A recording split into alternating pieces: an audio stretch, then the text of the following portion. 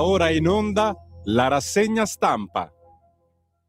Ah, va pure, vai ad accendere la situazione, certo così si riscalda l'acqua. Una buona tisana detox è quella che ci vuole per cominciare la giornata e soprattutto per sopportare la rassegna stampa di Sammy Varin, signori, tisana detox. Santa polenta, questi registi d'oggi come sono viziati. Ai miei tempi il regista si prostrava, come le avversarie della Brignone, verso il conduttore, verso il giornalista. Adesso dice: "Oh, scusa un attimo, vado di là a farmi una tisana detox". Bei tempi, signori. Buongiorno, sono le 7:31, sono Sammy Varin, sono proprio io, sono ritornato anche oggi, sono qua. Perché mi chiedevo, no, questa Brignone che ha vinto, adesso vi leggo un po' di titoli fantasmatici, soprattutto la scena delle due avversarie che si prostrano, lei è stata stupenda e siamo contentissime, padanissime, Brignone e Vitozzi, viva le Olimpiadi Alpino Padane, viva Fontana, viva Zaia, mi hanno scritto ieri sera. In effetti, le potremmo chiamare Olimpiadi Padane, perché cioè, è ciò che voleva la Lega, in effetti le ha volute la Lega queste Olimpiadi, fatte completamente al nord, cioè al sud non si è fatto proprio niente. Poi è chiaro, io ci scherzo, ma il turismo, quelli che hanno i soldi che stanno arrivando da tutto il mondo in queste settimane e poi non si fermano solo qua al nord, ma fanno un girettino un po' in tutta Italia, quindi sto scherzando. Però, chi ha voluto queste Olimpiadi? Chi? Noi della Ok, cominciamo con le cacchiate subito di buon mattino. Il buongiorno si sente dal Varin, certamente. Grazie a tutti quelli che stanno festeggiando effettivamente il risultato delle Olimpiadi inviando messaggi a più non posso al 3406709 659. Chissà se tra questi ci sono anche elettori del PD che queste Olimpiadi non le volevano, insieme a quelli del 5 Stelle immancabili, certamente. Plauso per le Olimpiadi Milano Cortina, standing ovation, arrivano da tutte le parti. Messaggi al 3406709 e vi invito naturalmente, se siete lì tra il gnacca e il petacca, se avete anche voi un entusiasmo per queste Olimpiadi, di scrivermi quello che è il vostro pensiero, perché il bello della rassegna stampa di Sammy Varin, che la chiamiamo così ufficialmente, ma si è capito non è una vera e propria rassegna stampa, è voler mettervi sul tavolo gli argomenti del giorno che poi voi, se vorrete, approfondirete. Molto spesso vi dico cose che non si trovano anche facilmente visibili sui quotidiani. Io vado a spulciare le cose che so perché vi conosco molto bene, possano interessarvi e quindi bello commentare, bello passare un'altra giornata insieme con una radio così strana come Radio Libertà, che dice cose che gli altri non vogliono o non possono dire, ed è bello soprattutto partecipare. Già, noi siamo una radio che chiede la vostra partecipazione, lo dobbiamo fare insieme, questo bellissimo espediente diverso dalle altre radio, la possibilità di informare in maniera diversa attraverso il WhatsApp al 34067 09659, ma poi più avanti anche telefonando in diretta al numero fisso 02 9294 7222. Sto sbirciando le agenzie della notte per vedere se è scoppiata una bomba, se è successo qualcosa, che faccio finta di niente, ma ci stanno bombardando. No, non è successo assolutamente nulla. È chiaro, su tutti i siti c'è la triste vicenda del bimbo trapiantato, il report dei super esperti dice che sono in crisi anche reni e polmoni, insomma si mette male e siamo un po' qui tutti a soffrire per questo esserino che poteva essere salvato senza problemi e per un errore umano, diciamolo, è sicuramente un errore umano, potrebbe rischiare di morire. Ma è chiaro che siamo anche qui tutti a festeggiare per la Brignone in questo momento la Repubblica la intervista e lei dice: scambierei i 2 ori per la vita prima dell'infortunio, scendo con la paura di morire. E questa è un po' la paura che abbiamo tutti quanti noi di morire, tra i nostri acciacchi, i nostri dolori, le nostre malattie. Però siamo anche invidiosi che la Brignone l'abbiano rimessa a posto così in fretta. E questa è una cosa che, pensandoci, dici: ma come cacchio ha fatto questa a vincere così alla grande, che era tutta rotta un anno fa? E anche qui miracoli della scienza, della sanità italiana, ma solo per lei. A noi queste cose non succedono quasi mai, anzi sarebbe bello che mi facciate qualche whatsappino raccontandomi tutti i vostri dolori, doloretti, dolorini, le vostre malattie che proseguono alla grande, ma noi andiamo avanti lo stesso con queste malattie, ce le curiamo, non ce le curiamo, aspettiamo di morire. Ecco, se volete tirarvi su di morale il lunedì mattina, oggi è il 16 febbraio 2026, fatemi avere le vostre patologie e noi accenderemo un cero sperando che possiate guarire come la Brignone.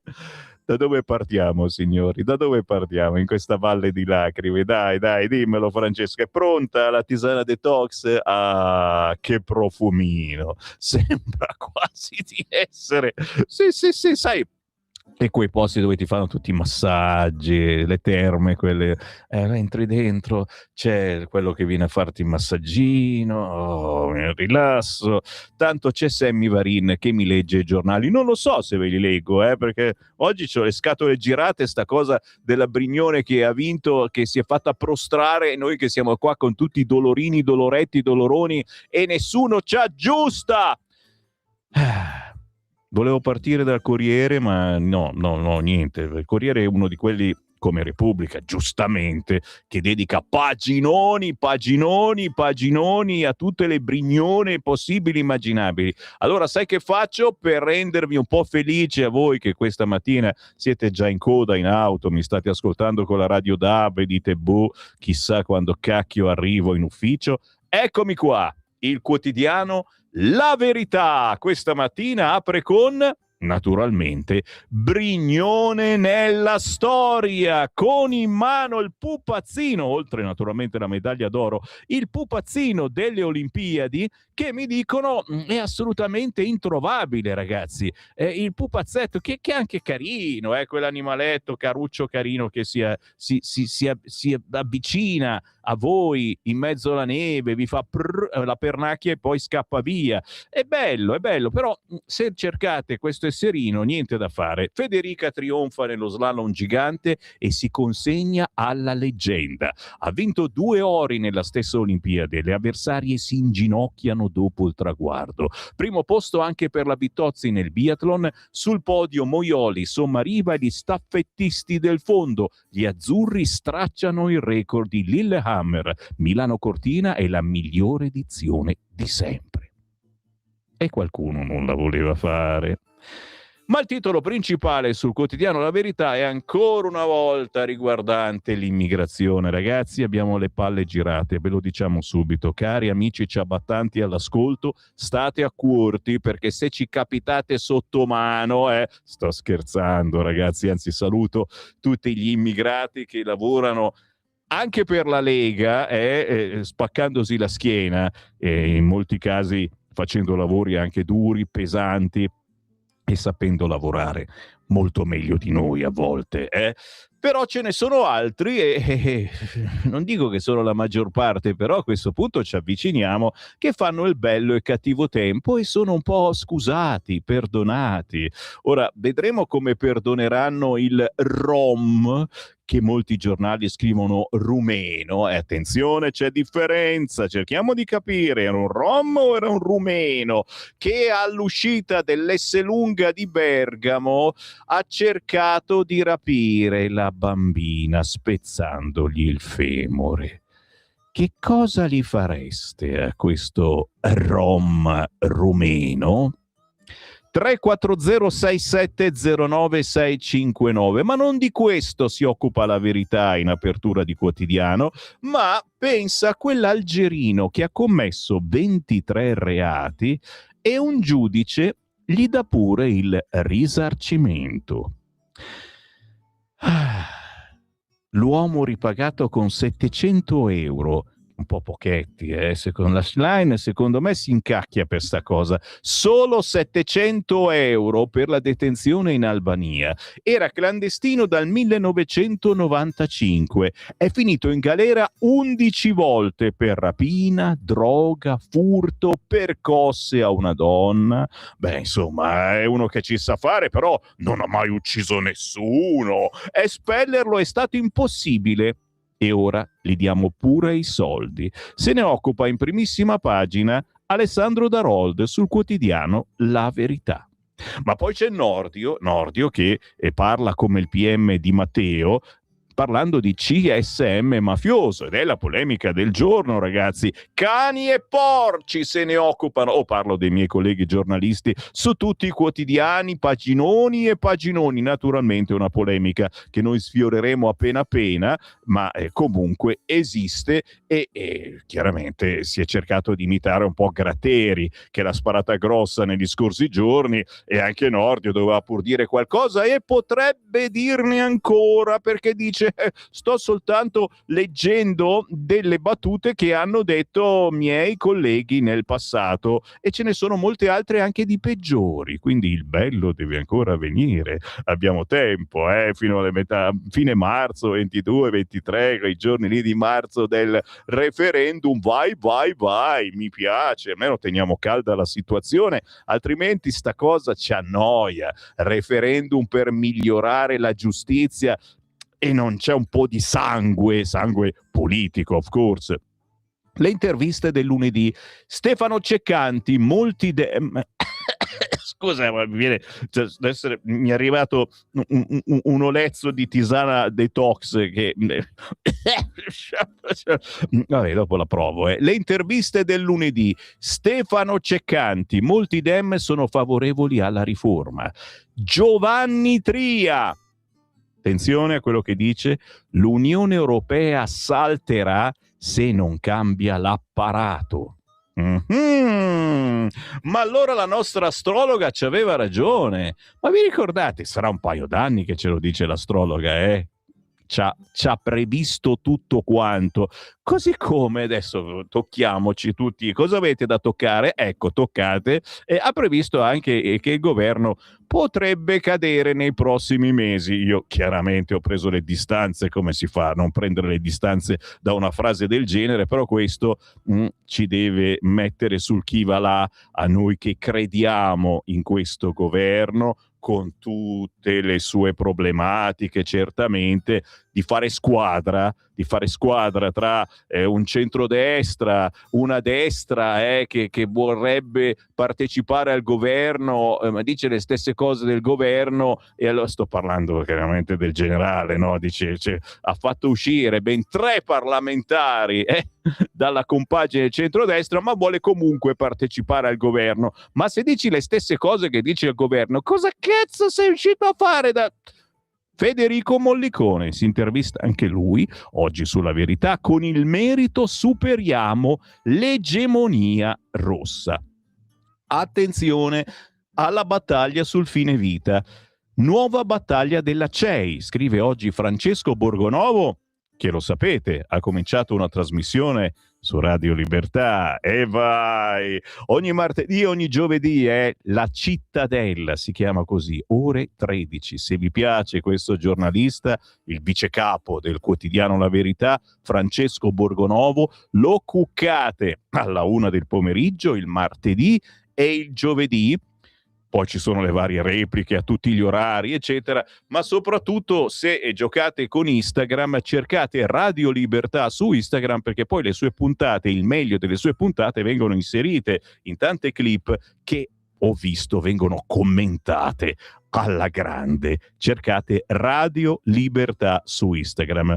Vi dicevo, Borgonovo si occupa di una nuova battaglia della CEI, la legge sul fine vita, dicendo chiesa ideologica.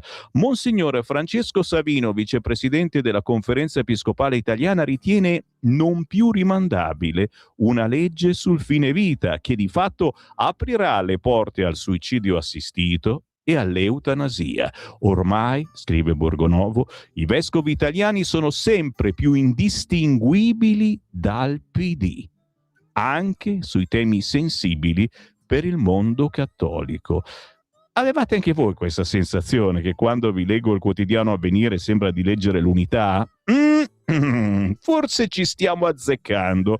Fatto sta che oggi casualmente sulla Stampa c'è un'intervista a Luca Zaia proprio su questo argomento e chiaramente dovete restare con me o dovete condividere questa rassegna stampa, se mi state guardando su Facebook o su YouTube, a parenti o amici, perché l'argomento è sicuramente trasversale da destra a sinistra, ma anche all'interno del centrodestra e del centrosinistra, il fine vita. Oddio, se sei fortunato e fai come la Brignone, ti rimettono a posto ogni volta che stai male, qualunque problema, ma dai, fate come con la Brignone e ci rimettono a nuovo e possiamo vincere anche qualche campionato. Non siamo sempre così fortunati.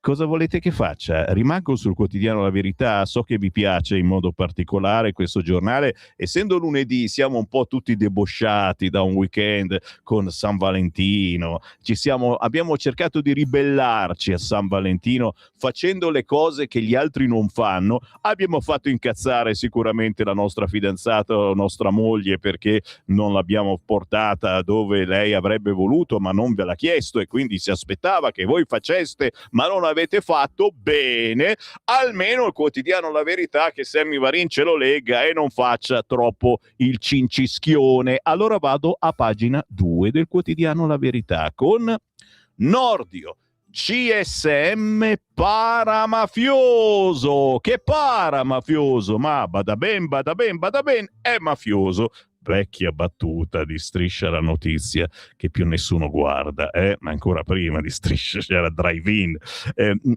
ma c'è ancora Striscia la Notizia, una volta, 2 volte alla settimana. Oh, giuro, ho cercato di guardarla una volta, ma da quando è tornato quel signore che ha fatto quella lite pazzesca in diretta, non lo nomino neanche, non riesco più a guardarla. Ira di PD ANM, ma lo diceva pure il PM Nino Di Matteo. È la frase di Nordio, CSM paramafioso, bufera per le parole del ministro, però gli ultra del no dimenticano che perfino la toga oggi contro la riforma paragonò il sistema correntizio alla criminalità organizzata. Giacomo Amadori. Il fronte del no al referendum pensava di avere fatto 1-1 dopo la bufera causata dalle parole pronunciate dal procuratore di Napoli Nicola Gratteri sugli elettori del sì indagati o legati a centri di potere. Siamo un po' tutti indagati e legati a centri di potere, siamo tutti colpevoli in questo weekend, ci sono tante clip divertenti su Instagram. La massoneria deviata, ok. Ieri i nemici della riforma hanno cercato di pareggiare il conto utilizzando un'intervista rilasciata dal guardasigilli Carlo Nordio al Mattino di Padova. Per il ministro Gratteri avrebbe superato tutti i limiti della decenza e sulla presunta precisazione del procuratore è stato ancora più duro. Peggio è il tacon del sbrego, un'uscita di senno. Ripeto che è necessario l'esame psicoattitudinale e psichiatrico non solo per chi entra in magistratura, ma anche per chi sta per uscire. Quindi il guardasigilli ha demolito il sistema delle correnti con un esempio efficace. Il giudice terzo imparziale, quando ci sono le scelte di carriera, chiama il vostro accusatore, il sostituto procuratore, e gli dice: caro amico, ti ricordi di me? Mi dai il tuo voto? E il PM fa la stessa cosa: dai il voto al mio amico e voi vi affidereste serenamente a una giustizia così? È una consorteria autoreferenziale che solo il sorteggio può eliminare. Ed eccoci alla frase che ha creato più scompiglio. Il sorteggio rompe questo meccanismo paramafioso, questo verminaio correntizio, come l'ha definito l'ex procuratore antimafia Benedetto Roberti, poi eletto con il PD al Parlamento europeo. Un mercato delle vacche. Se ai lettori queste possono sembrare parole di buon senso, sappiano che ieri hanno scatenato un putiferio. Infatti sono state numerosissime le reazioni furibonde dettate alle agenzie da politici e magistrati. Ma qua mi fermo, direi che ne avete già abbastanza sull'argomento del giorno. Se volete approfondire vi do il permesso di girare su Rai 1, su Radio 24 o persino su Radio Popolare. Questa è Radio Libertà e abbiamo la libertà di darvi un'altra informazione. Ad esempio segnalandovi l'editoriale di Maurizio Belpietro sul quotidiano La Verità che si intitola Un altro buon motivo per votare sì? D'Alema tifa no. E poi la notizia del giorno con Alessandro Darold di questa toga che risarcisce un algerino con 23 condanne. Il clandestino da 30 anni in Italia ha collezionato 11 detenzioni, la perdita della potestà sui figli e varie espulsioni. Tra i reati anche lesioni, spaccio, rapina. Mandato in Albania la scampa. Un giudice ravvisa un vizio di forma e condanna lo Stato a pagargli 700 euro. Oh, mannaggia! Manco Carnevale, pace all'anima sua, era così bravo. E devo dire, sì, si sono specializzati abbastanza, ma lo fanno per farci incazzare, questo è chiarissimo, capito? Lo fanno esclusivamente per quello. In Italia, se hai una lunga carriera da delinquente alle spalle, lo Stato può arrivare a risarcirti fino a 700 euro, che è anche un po' pochino, devo dire, Alessandro. Io pensavo qualcosa di più, cioè per farci incazzare tanto bisognerebbe alzare un attimino. La sentenza del Tribunale Civile di Roma sul trasferimento del centro albanese Jadeh e che ha come protagonista l'Aleg Redouan, cittadino algerino classe 70 irregolare nel nostro paese da 30 anni. 30 anni è tanto però, cioè ragazzi, chi vi parla è un leghista celodurista, secessionista, tessera RIA del 1987, però che lo lasciamo ciabattare da 30 anni nel nostro paese e non riusciamo a buttarlo fuori, Mi sento un po' in colpa quasi io, però in 30 anni non è che c'era su sempre la Lega a governare, ricordiamolo. Non è quindi un irregolare qualunque, ma un uomo il cui nome ricorre da anni negli archivi giudiziari e amministrativi italiani, con una lunga sequenza di almeno 23 condanne, svariati arresti, 11 detenzioni in carcere, ma soprattutto espulsioni mai eseguite. Redouan risulta entrato illegalmente in Italia dalla frontiera di Ventimiglia intorno al 95. Cosa facevate voi nel 1995? Da allora, secondo gli atti di polizia, ha fornito 13 diverse generalità. La cosa bella è che arrivi senza documenti ed è una pacchia, ragazzi. Puoi cambiare nome ogni volta che ti arrestano. Wow, wow, wow! Ma solo qua in Italia succedono queste cose. Senza mai risultare titolare di un permesso di soggiorno regolare né iscritto alle anagrafi o le liste di collocamento. A suo carico figurano 23 sentenze di condanna emesse tra il 99 e il 2023, oltre a numerosi precedenti per reati contro la persona e il patrimonio, tra cui furto aggravato, spaccio di droga, rapina, lesioni, commessi prevalentemente in Liguria. Lui ama il territorio. È stato detenuto in almeno 11 occasioni in diversi istituti di pena, da ultimo nella casa circondariale di Cuneo tra agosto 24 e febbraio 2025. Una data più di altre sintetizza il suo curriculum criminale. 21 settembre 2015, quel giorno, secondo quanto accertato dal tribunale, Redouan aggredì una donna italiana colpendola con calci e pugni alla testa e agli arti superiori, provocandole un trauma cranico e un trauma oculare con una prognosi superiore ai 20 giorni.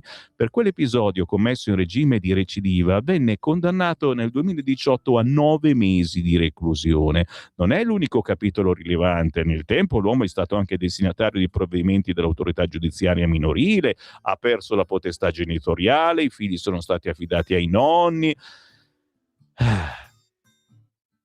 Va bene. prosegue la storia, ragazzi miei, perché poi certamente alla fine è stato mandato in Albania, ma c'è stato un vizio di forma e lo Stato ha dovuto pagargli 700 euro perché era stato mandato in Albania.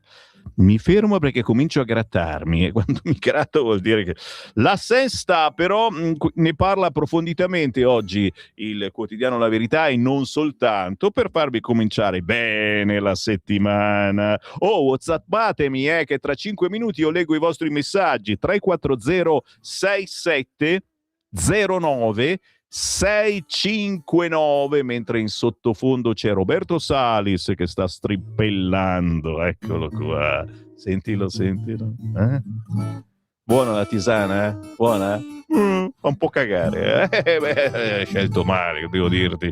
Senti come picchia Roberto Salis a Lollapalooza ogni notte. Se siete nottamboli andate con lui, vi fate una ballatina e poi e poi cosa? Non capire, e poi niente. E poi Roberto Salis torna tra noi, se non questa la prossima settimana. L'ho invitato di nuovo perché è uno che oltre a suonare bene la chitarra parla anche, chiacchiera, e mi piacciono gli artisti che osano parlare, visto che la nostra è una radio ancora libera dove si può dire il proprio pensiero. Non male ascoltare Roberto Salis, cercatelo su Instagram, non è il padre della Salis, tanto per specificare. Pagina 5 del quotidiano La Verità. Attention my friend, la CEI è ormai indistinguibile dal PD. Guarda che è una roba che abbiamo sempre pensato noi persone normali, non quelli, sai, che solo pensiero unico. C'era venuto questo dubbiettino leggendo la prima pagina, solo la prima, ti immagini le altre del quotidiano Avvenire. La CEI è ormai indistinguibile dal Partito Democratico. Ora vuole pure la legge sul fine vita. Monsignore Francesco Savino, vicepresidente della Conferenza Episcopale, ritiene non più rimandabile una norma sull'argomento che di fatto non farà che aprire le porte al suicidio assistito e all'eutanasia. Ora, l'articolo di Francesco Borgonovo, e ci faccio su quello che vuoi, che se ne parlerà anche in questi giorni nella sua trasmissione su Radio Libertà, La Cittadella, in onda martedì e giovedì alle ore 13.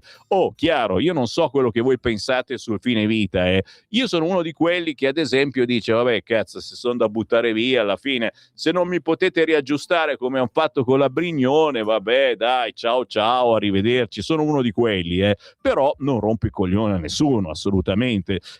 Cercheremo di capire come la si deve pensare. No, assolutamente, ognuno di voi è giusto, la pensi come vuole. Chiaro che quando si è chiamati, e io non vorrei essere chiaramente nel legislatore, si dice così, le persone, quelle con la testona, parlano di legislatore, che sarebbero poi parlamentari, il Parlamento, non vorrei essere in loro quando bisognerà decidere su una cosa del genere. Assassini, si urlerà, eccetera. Fatto sta che oggi sulla Stampa c'è un'intervista, sto parlando che inizia a parlare, c'è un'intervista a Luca Zaia, e ho detto tutto. Ho detto qualcosa? Ho detto niente, basta. Io ve l'ho detto, un motivo in più per stare ad ascoltare Sammy Varin questa mattina e non girare su Radio Popolare. L'intervista a pagina 7 sulla Verità con Stefano Ceccanti, costituzionalista, ex parlamentare PD, e c'è un motivo per tutto. Infatti lui dichiara: molti dem nell'urna voteranno sì, a proposito del referendum sulla giustizia di fine marzo. Il costituzionalista dice: la riforma è logica conseguenza della modifica alla Costituzione del 99, votata dalla sinistra. Mi preoccupa l'ANM schierata, i cittadini vedranno i magistrati come una parte. E ancora, GIP e GUP oggi temono i riflessi negativi sulle loro carriere se dicono no alle richieste dei PM. Per questo sdoppiare il CSM è centrale. Se volete saperne di più, oggi sul quotidiano La Verità a pagina 7. Da non dimenticare anche a pagina 9 l'intervista con Giovanni Tria. Dai, se l'Europa resta con queste regole finirà per disgregarsi. Se lo dice Tria, e questo non è mica della Lega, vuol dire che è vero. L'ex ministro dice: i volenterosi sono stati un punto di svolta, ora ogni Stato va per conto suo. L'asse italo-tedesco, sentite quello che sta accadendo in questi giorni, rafforzerà le imprese. Annalisa Corti: i capi di Stato e di governo europei si sono riuniti nelle stanze del castello di Aldenweisen, lì dove nel 600 sedevano i membri dell'ordine teutonico. Oggi i paesi europei hanno scelto le Fiandre per provare a costruire una nuova Europa, perché il tempo è scaduto e l'economia del continente ha necessità di rialzarsi. Il rischio è quello di soccombere. Lo sa bene Giovanni Tria, economista ed ex ministro dell'economia del primo governo Conte, che dice ancora: le norme sugli aiuti di Stato sono obsolete e non ci fanno stare al passo con USA e Cina. Trump non vuole lo scontro con Pechino. Che ne dite? Merita di essere eletta l'intervista con Giovanni Tria, pagina 9 del quotidiano La Verità? Compratevelo e la leggete. Stai ascoltando Radio Libertà. la tua voce libera, senza filtri né censura. La tua radio.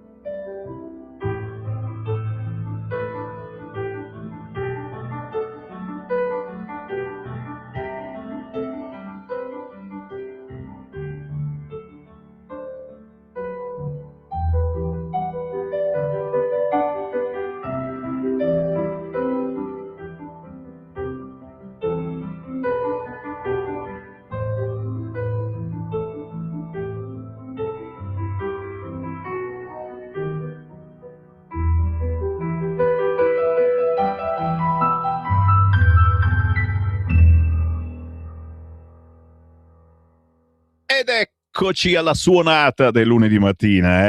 Ogni giorno intorno alle 8 mandiamo quasi sempre un pianista assolutamente sconosciuto, perché questa è la radio degli sconosciuti. Ci siete anche voi tra questi, ci sono anch'io, c'è il nostro regista oggi, c'è Francesco, buongiorno, e c'è tanta gente che ha voglia di dire, ha voglia di parlare, ma magari non ha voglia di finire su tutti i giornali o di provocare polemiche a livello mondiale, eccetera. Però vorrebbe dire il proprio parere, anche dal punto di vista musicale. Ed ecco Massimo Magni, lo stiamo seguendo ormai da mesi. Questo pezzo fa parte della colonna sonora di una narrazione epica, la trilogia che racconta la storia di un cavaliere. Siamo un po' tutti dei cavalieri, o dovremmo esserlo, in senso anche verso il rispetto per le minoranze e soprattutto per gli esseri più dolci e romantici che abbiamo di fianco, ovvero le nostre donne, le nostre fidanzate, le nostre nonne, anzi. Come è andato San Valentino? Mi dite qualche regalino che avete fatto? 340 6709 659. No, perché è bello anche riuscire a sorprenderle le donne, no? Magari non se l'aspettava, da anni non gli facevate più un regalo, quest'anno gliel'avete fatto. È bellissima sta cosa. La caverna oscura, si intitola così il pezzo di Massimo Magni che trovate su YouTube. Ha una produzione incredibile questo pianista, ma è altrettanto sconosciuto a livello nazionale. A noi piace, a lui un po' meno, anche perché è bravissimo, merita davvero. 6 minuti dopo le 8 del mattino, un fracco di messaggi che sono per me una medaglia, perché vuol dire che siete in tantissimi che mi state ascoltando, chi con la Radio DAB, chi sul sito radiolibertà.net, chi ha scaricato l'applicazione di Radio Libertà, che se avete gigabyte compresi nell'abbonamento del vostro cellulare è anche la soluzione migliore. Tanto cos'altro ascoltate se non Radio Libertà? Scaricate l'app, avete l'iconina Radio Libertà. Sapevo io che mi stavo facendo una pubblicità così bella, mi hai rovinato tutto. Radio Popolare a quest'ora, ma ti fa il soliloquio del PD, ma c'è solo PD. Ricette per mangiare bambini. Ad esempio, cioè, loro li mangiano, qualcun altro li ruba, ma non si può mica dire questa cosa. Magari li ruba per poi darli a loro che li mangiano. Vabbè, scherziamo. Non mi ricordo più, stavo dicendo qualcosa di intelligente. Scaricano la app, dicevo, giusto? E ci ascoltate tramite app. Soprattutto se dovete prendere i mezzi pubblici, voi nelle grandi città, magari andate anche sottoterra, in senso buono, prendete la metropolitana, con l'app di Radio Libertà, i vostri cuffiette, auricolarini, e ci portate anche sottoterra, sempre in senso buono. Poi ci sono certamente quelli di Facebook e di YouTube, quelli che ci ascoltano sulla pagina Facebook di Lega Salvini Premier, e qui vi ringrazio perché siete centinaia e centinaia ogni giorno, oltre a quelli che ci sentono in diretta alle 8 del mattino, ma anche quelli che ci ascoltano in post nei momenti più strani della giornata, quelli che scaricano la rassegna stampa dal podcast sul sito di Radio Libertà e poi se la sentono con calma. Grazie.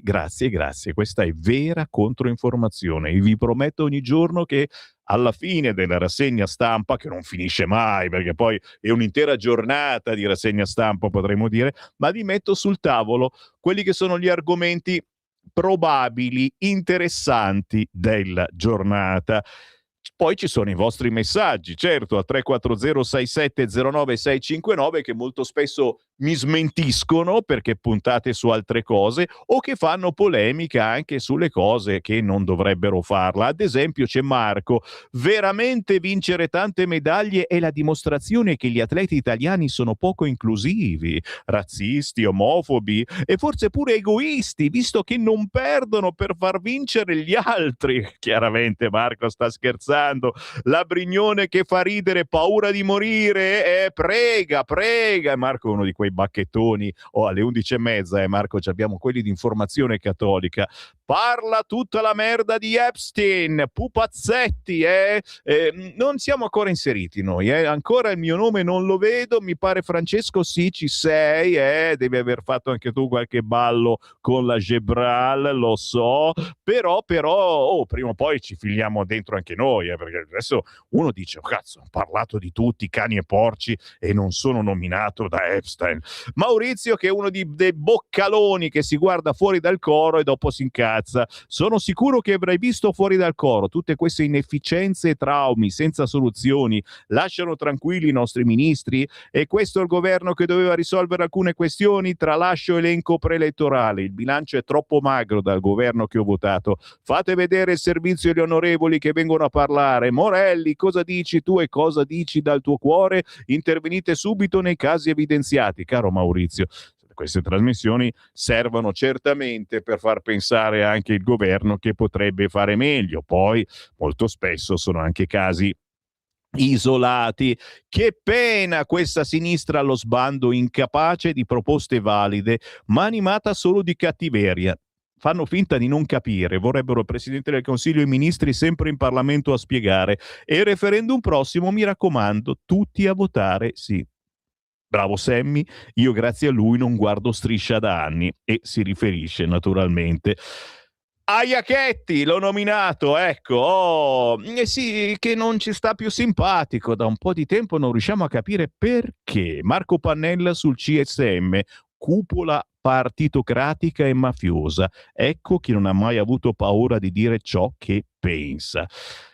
Mi sovviene un'equazione: governo di sinistra, niente sabotaggi; governo di destra, un sabotaggio a settimana. Se dovesse salire al governo la sinistra, niente sabotaggi, secondo voi chi sarebbero i mandanti? Scrive Erminio. E sì, anche questa cosa dei sabotaggi che sono ricominciati. Alle 9 avremo il capogruppo alla Camera della Lega, Riccardo Molinari.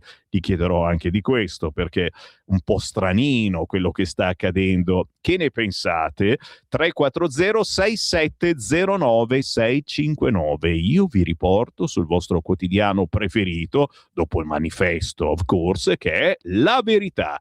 Pagina 10, Stefano Piazza si chiede e ci chiede: nascerà in Africa il nuovo califfato? Lo Stato islamico ha spostato il proprio baricentro nel Sahel, dove i leader politici sempre più deboli non controllano il territorio. Sfruttando il ritiro delle truppe occidentali, i terroristi già impongono tasse, amministrano la giustizia e gestiscono i flussi migratori. Insomma, lo Stato islamico ha compreso da tempo che la possibilità di ricostruire una vera entità statuale tra Iraq e Siria appartiene ormai al passato. Il progetto del califfato, così come concepito da Abu Bakr al-Baghdadi, si è definitivamente esaurito con la caduta di Baghouz nel marzo 2019 sulle rive dell'Eufrate. Da quel momento la leadership jihadista si è fatta opaca, intermittente. I successori di al-Baghdadi hanno gestito una struttura ridotta a rete clandestina, incapace di amministrare territori e costretta a limitarsi ad adozione di logoramento contro obiettivi civici e statali. Il baricentro strategico dell'organizzazione si è così progressivamente spostato altrove, nel Sahel. Lo Stato islamico e i gruppi a esso affiliati operano in un ambiente radicalmente diverso, caratterizzato da spazi immensi, confini porosi, apparati statali fragili e una violenza ormai sistemica. Interessante certamente vedere dove abita il nuovo califfato. Ne parla soltanto La Verità, a pagina 10, che poi prosegue a pagina 11 ricordando il forziere Niger, dove tra uranio e oro i soldati italiani sono i soli rimasti. Nel 2023 il paese è guidato da una giunta golpista dal 2023 che ha stretto buoni rapporti con Mosca e cacciato i militari francesi. Anche gli USA si sono ritirati. Roma mantiene il suo contingente nonostante l'alto rischio attentati. Anche qui un qualcosa di cui nessun altro quotidiano parla. Imperdibile l'intervista a pagina 16 con Federico Mollicone, il capo della Commissione Cultura alla Camera. All'egemonia rossa opponiamo il merito? E loro impazziscono. Su Pucci molta ipocrisia, Venezi un'aggressione mediatica senza precedenti. Ho una cicatrice sulla testa, mi colpirono da dietro i compagni di un centro sociale. A 16 anni Giorgia sapeva già imporsi dentro un ambiente tutto maschile. Assolutamente interessante l'intervista con Federico Mollicone, presidente della Commissione Cultura alla Camera, quest'oggi sul quotidiano La Verità. Vedete che vi sto portando qualcosa di diverso, grande come l'universo. E per finire con La Verità, pagina 18, un problemino che purtroppo abbiamo tutti quanti noi che utilizziamo qualcosa per riscaldarci, qualunque cosa purtroppo, e alla fine ti ritrovi la casa piena di monossido di carbonio se non la curi. Come difendersi dal monossido, signori? Una paura che dobbiamo avere veramente tutti quanti. Se ne parla a pagina 18 del quotidiano La Verità. Il monossido di carbonio è un gas inodore che ti toglie l'ossigeno e in Italia causa centinaia di decessi ogni anno. Purtroppo è impossibile accorgersi di inalarlo perché non dà irritazioni.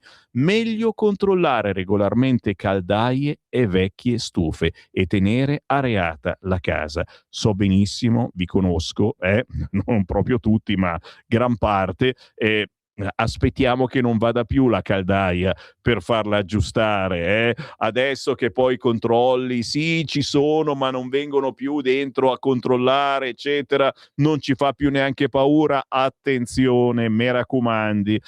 Lo so, poi trovare un idraulico è peggio che trovare un amante a una certa età, però ragazzi miei è meglio davvero farla controllare la caldaia e le stufe. Dopo una certa età hanno i problemini che magari abbiamo tutti quanti noi, solo che se la stufa non tira abbastanza e ci crepiamo senza accorgercene. Ci sono 2 paginoni molto interessanti sul quotidiano La Verità proprio su questo. Ed è importante pensarci, magari dopo aver ascoltato Sammy Varin questa mattina, alzate il telefono e chiamate il vostro idraulico di fiducia o uno a caso, prenotando una visita medica alla vostra stufa. 8:16, grazie a tutti quelli che mi stanno scrivendo, è un piacere trovarvi, anche gente per la prima volta che si è imbattuta nel segnale DAB, sulla banda DAB della propria autoradio di Radio Libertà. Piacere, mi chiamo Sammy Varin, faccio radio da quasi 50 anni e mi hanno messo qui a condurre questa specie di rassegna stampa che però vi fa sempre pensare e io sono contento se vi faccio pensare talmente che addirittura poi mi scrivete al 340 67 09 659, così felice che vi porto sul Fatto Quotidiano e voilà, paramafiosi. Nordio insulta chi segue Falcone e Borsellino, correnti. Giovanni ne fondò una di sinistra, Paolo fu la bandiera di quella di destra e voilà! Il Fatto Quotidiano così condisce la giornata, aggiungendo tutte le balle del sì, Cuffaro fa campagna da detenuto in casa, conferme a Gratteri, il pregiudicato si batte dai domiciliari. Questo ed altro, se vi interessa, sul quotidiano Il Fatto Quotidiano, che naturalmente mi limito alla prima pagina perché non voglio farvi soffrire più di tanto quando poi ci sono altri quotidiani che meritano, come ad esempio il quotidiano La Stampa, chi si vede? Ma c'è ancora La Stampa, non scherziamo ragazzi, speriamo veramente che questa vendita vada a buon fine, in senso buono, nel senso che soprattutto faccia in modo che la gente continui a lavorare. Ecco, questo è certamente il problema maggiore. Poi, insomma, se inizierà a scrivere come il centrodestra, ma va bene lo stesso, abbiamo un quotidiano in più su cui contare e vabbè, basta così. La Stampa al taglio alto, l'Europa gela gli USA e accelera sulla difesa. Che buona notizia! Board of Peace, l'Italia osservatrice, Meloni incerta se volare a Washington, Callas, la Russia non è una superpotenza. Con così tanta carne al fuoco uno dice sì, vabbè, domani mattina. Bruxelles prepara una nuova strategia per la sicurezza europea. L'Italia sarà nel Board of Peace. Meloni in dubbio se volare di persona a Washington. Fatto sta, sono tutte polemiche, uno dietro l'altro, una polemica via l'altra sul quotidiano La Stampa, ma il centropagina è per il CSM paramafioso, ira su Nordio, il ministro, se vince il no guadagneranno le toghe che sguazzano nel verminaio. Intervista a Sabella è agghiacciante. L'ANM offende le vittime, Schlein, Meloni prende le distanze, ma la maggioranza fa quadrato. Almeno sul centropagina con questo riquadro siamo tutti d'accordo, una cortina d'oro. Il nuovo trionfo di Brignone in gigante, storica Bittozzi, primo successo del biathlon, con Giulia Zonca che scrive: così è diventata grande l'Italia della neve. Soprattutto abbiamo fatto in modo che diventasse grande facendo le Olimpiadi e naturalmente per quelli che la pensano in modo particolare sul cambiamento climatico c'è anche la neve. Tu pensa se non c'era la neve che casino che veniva fuori. Se ne parla chiaramente anche sulla Stampa con tanti paginoni su questo argomento, ma che ci interessa e ci richiamo anche in prima pagina è l'intervista a Luca Zaia che dice: fine vita, basta ipocrisie. Questo paese, dice l'ex governatore Luca Zaia, deve uscire da una grande ipocrisia. Non si può far credere ai cittadini che non esista il fine vita, esiste in virtù della sentenza del 2019 della Consulta. Ne parliamo nei prossimi minuti perché so che è una cosa che appunto coinvolge tutti quanti noi, ma che è anche divisiva, anche all'interno dei singoli schieramenti politici la si pensa in modo differente. Prima però ci sono i sabotaggi, ragazzi, se ne occupa anche a pagina 12 il quotidiano La Stampa, senza esagerare, una mezza pagina. Vertice sui sabotaggi. Un'unica regia nell'attacco ai treni. Vi viene il dubbiettino che siamo sotto attacco? Che questi anarchici, amici dei centri sociali e sempre quella gente, hanno deciso di fare una vera e propria lotta contro lo Stato? Tu dici, vabbè, finché distruggono la ferrovia, finché non sparano alla gente, dai, sono brave persone, so compagni che sbagliano. No, non sbagliano mica per alcuni. Indagine sugli anarchici. Oggi il comitato con Piantedosi, al tavolo polizia intelligence, vertici delle ferrovie. E dagli Stati Uniti l'avviso ai cittadini americani: in viaggio in Italia, cautela con i treni. Capito mi hai? Gli anarchici sui siti d'Aria il 9 febbraio lo scrivono chiaramente: lo scontro di piazza diretto si sta rivelando inefficace, è necessario moltiplicare i fronti, puntare al sabotaggio. 2 giorni prima, alla vigilia delle Olimpiadi, erano stati incendiati i cavi sulla linea ferroviaria all'altezza di Bologna e Pesaro, poi la chiamata all'azione. L'altro ieri si sono aggiunti gli attacchi sull'alta velocità Roma-Firenze e Roma-Napoli. Un'escalation di sabotaggi che ha mandato in tilt la circolazione dei treni e che ha spinto il ministro dell'Interno Matteo Piantedosi a riunire intorno a un tavolo non solo i vertici di polizia e intelligence, ma anche i referenti delle ferrovie dello Stato. Oggi pomeriggio a Viminale in programma un comitato nazionale per l'ordine e la sicurezza pubblica per fare il punto sulle indagini in corso nelle varie procure e capire quali strumenti di contrasto mettere in campo.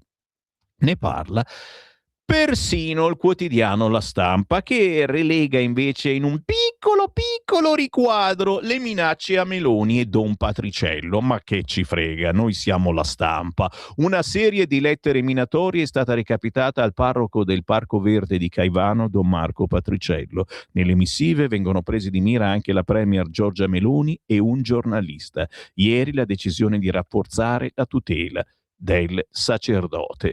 Notizia diversa, ma stessa la pagina. Avrà un significato? Beh. Pagina 13, signori. Luca Zaia, intervistato oggi sul quotidiano La Stampa. Sicuramente un'intervista che farà pensare. Fine vita, il governo mandi avanti la legge o smetta di impugnare le norme regionali. Ben sappiamo che il Veneto è una di quelle regioni, insieme ad altre, non di centrodestra, che si stanno dando da fare su questo argomento. Il presidente del Consiglio del Veneto, adesso Zaia è presidente del Consiglio in attesa di altre nomine, e qualcosa sta anche arrivando su questo fronte. Casualmente abbiamo le 9 Molinari e magari gli chiederemo, c'è stato un consiglio federale venerdì proprio qua sopra, se ci sono novità. Zaia dice: un errore politicizzare il tema appunto di fine vita. Il problema esiste, uscire dall'ipocrisia. La morte di Alberto è stata la prima con suicidio medicalmente assistito in Piemonte. Dal 2019, l'anno in cui la Corte Costituzionale ha indicato le condizioni in cui l'aiuto al suicidio non è punibile, 17 malati terminali hanno ottenuto il via libera all'aiuto al suicidio. Questo paese, dice quindi l'ex governatore Luca Zaia, oggi alla guida del Consiglio regionale Veneto, deve uscire da una grande ipocrisia. Non si può far credere ai cittadini che non esista il fine vita. Esiste in virtù della sentenza del 2019 della Consulta, e questo, aggiunge, lo dico soprattutto a chi vuole nascondere la polvere sotto il tappeto, facendo credere che ci siano irresponsabili come me che con una sorta di blasfemia ingiustificabile coccolano questa idea dell'aiuto al suicidio. Il fine vita esiste, ma senza una legge nazionale non è un'esistenza monca, gli chiede Federico Capurso della Stampa a Luca Zaia. Vedo che in Parlamento, risponde Zaia, c'è chi si mostra perplesso di fronte all'idea di approvare una legge perché teme che possa spingere i malati terminali più fragili al suicidio assistito, ma proprio a questa categoria di persone dovrebbe chiedere se ci siano delle regole e non vivere nell'ipocrisia di lasciar gestire il fine vita a una sentenza della Consulta. Chi è contrario poi dovrebbe semplicemente avere il coraggio di chiedere una legge contro il fine vita, ma nessuno dice niente. Le uniche leggi approvate finora sono arrivate dalle regioni, prima la Toscana, poi la Sardegna, ci aveva provato anche lei in Veneto. Le regioni, risponde Zaia, cercano solo di colmare due vuoti sui quali la Corte Costituzionale non poteva intervenire. Quali? La necessità di fissare i tempi entro i quali le USL devono dare una risposta al malato terminale e la decisione su chi deve somministrare il farmaco letale.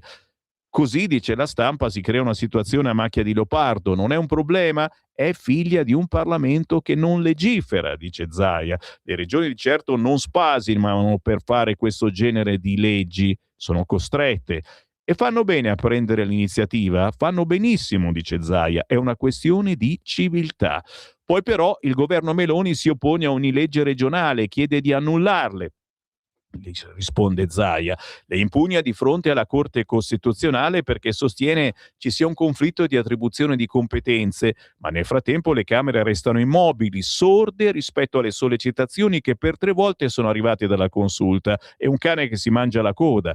Il governo sbaglia quindi a mettersi di traverso? Risponde Zaia. Io stesso auspico ci sia un'iniziativa parlamentare, ma a questo punto ci sono due opzioni. O il governo non impugna più le leggi regionali, oppure, se le impugna, deve mandare avanti il provvedimento in Parlamento. Invece il centrodestra ha bloccato la discussione sul testo che era in Senato, risponde Zaia. Ci sono posizioni di ostilità e fondamentalismi a destra come a sinistra. Non c'è una parte politica che può dire di avere unanimità al suo interno. Specie in questi casi deve imporsi un tema che è quello della libertà di coscienza. Invece ci stiamo incasinando la vita anche politicamente. Come si starebbero complicando le cose, mettendo un cappello politico su questa materia. Non solo è irrispettoso, ma rischia di diventare un boomerang per chi pensa di trasformarla in un tema elettorale. Le sensibilità dei cittadini sono spesso più avanti di quelli della politica e non credo che le posizioni di chi è contrario e di chi è favorevole siano consolidate a livello politico lungo delle linee di schieramento. Su un tema come il fine vita, l'errore più grande che può fare il governo è ideologizzarlo. Per questo chiede libertà di coscienza, risponde Zaia. Quando se ne è discusso in Veneto, ho sempre difeso la piena libertà di chi era chiamato a votare la legge. Ripeto l'appello, nessuno si arrocchi sulle proprie posizioni. Rispetto ad anni fa, anche la conferenza dei vescovi italiani ha ammorbidito la propria posizione, abbiamo visto, invitando a muoversi seguendo il modello della consulta. Il rischio più concreto adesso è che la legge resti in cassetto fino alla fine della legislatura, risponde Luca Zaia. Anche questo si trasformerà in un problema perché i cittadini daranno una lettura politica alla decisione di attendere oltre misura. Dare un valore politico a questo voto è un errore, vista la trasversalità di pensiero che c'è. Possiamo dire che tutto il centrodestra è contro il fine vita? No. E il centrosinistra? Nemmeno. Ma se una legge verrà approvata in futuro dal centrosinistra, diventerà per noi una sconfitta politica. Questo ed altro oggi sul quotidiano La Stampa che intervista Luca Zaia sul fine vita. Questo ed altro tra pochissimo su Radio Libertà, se restate in sintonia, perché arriva la canzone indipendente, una bellissima canzone di Francesco Baccini che torna dopo più di 20 anni con l'album Nomi e Cognomi 2, praticamente, con tante canzoni riservate a tanti grandi, e la prossima che arriva è dedicata a Franco Califano. Stai ascoltando Radio Libertà. la tua voce libera, senza filtri né censura. La tua radio.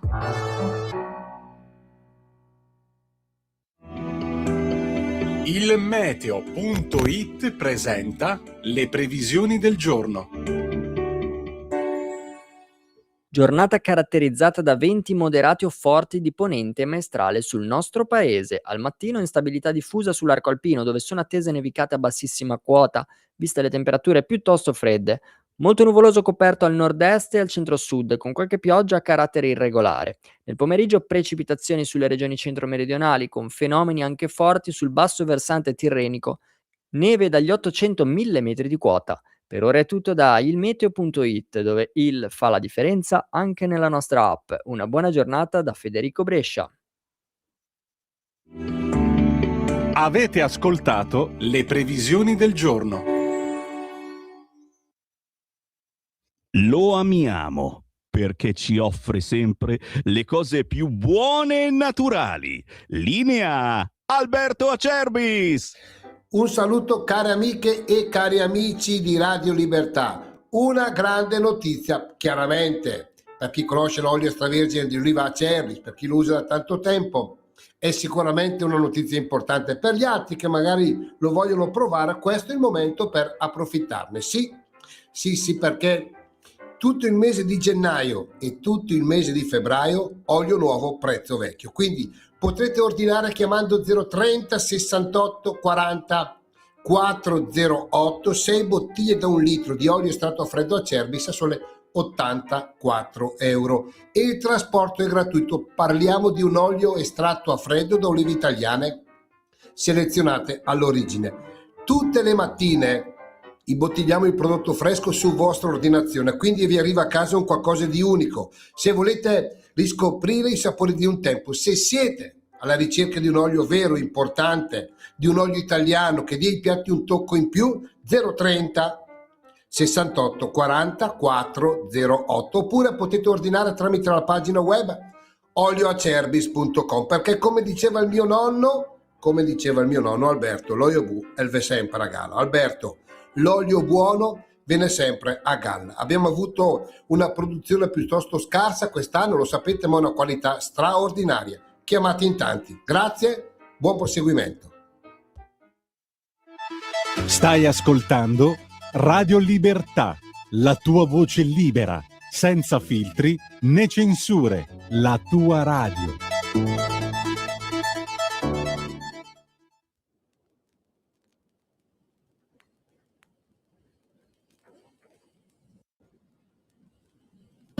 Come chiuso a casa mia, ogni notte qui, litri di caffè, maledetto me, e la mia allegria, la riporto in strada, la regalo a te,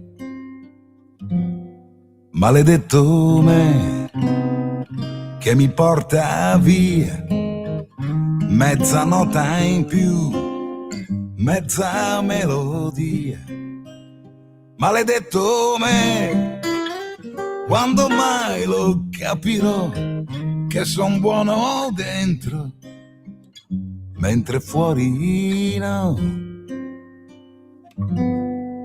Ma quando canto io sto bene e mi sento di avere il canto nelle vene e mi accendo. Pensate che volo in alto con le mongolfiere su nel vento, perché se canto so volare e mi comprendo.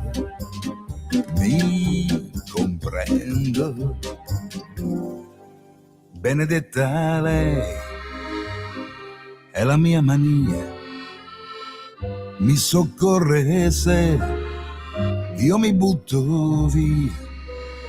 Benedetta lei, musica la mia, la conservo dentro, sempre qui con me. Benedetto tu, benedetto io, perché amiamo lei col permesso suo. Musica sei tu, l'esistenza mia, oggi sono a tempo, oggi canterò, perché se canto io sto bene e mi sento di avere il canto nelle vene e mi accendo. Vedi che io vado in alto con le mongolfiere su nel vento, e quando canto so volare e mi comprendo. E quando canto io sto bene e ci sento, perché se canto mi conviene e non mi pento neanche tu, perché se canti è la vittoria della gioia sul tormento, perché la musica ci credi fa volare, io lo sento, sì, lo sento, perché se canto io sto bene e mi sento, perché se canto mi conviene e non mi pento. Na na na na na na na na na na na na na.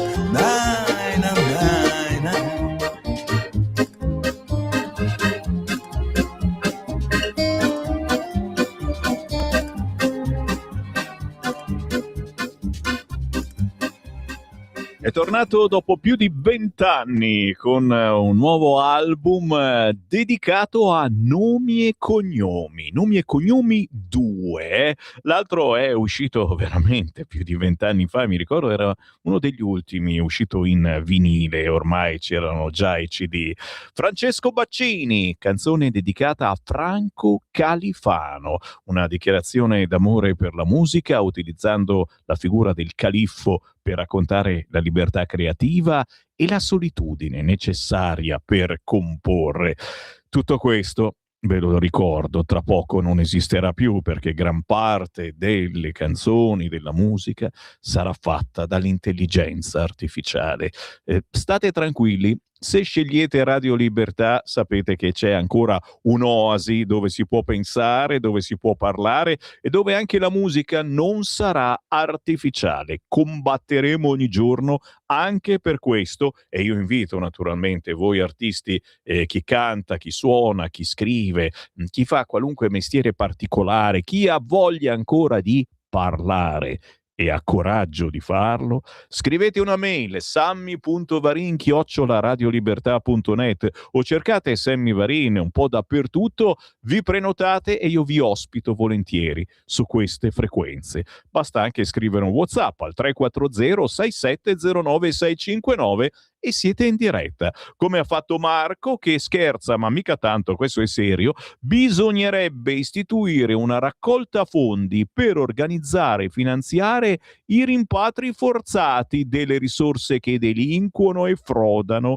i decreti di espulsione. Interessante Marco, così come hai sentito alcuni quotidiani hanno fatto raccolte per rifondere i carabinieri e i poliziotti che si sono difesi, che adesso devono risarcire i familiari del malcapitato. Non sarebbe male tirare su anche un po' di soldi per pagare chiaramente carabinieri e poliziotti che riaccompagnino al loro paese questi signori che non hanno rispettato le nostre leggi ma che rispettano a quanto pare solo una certa sharia.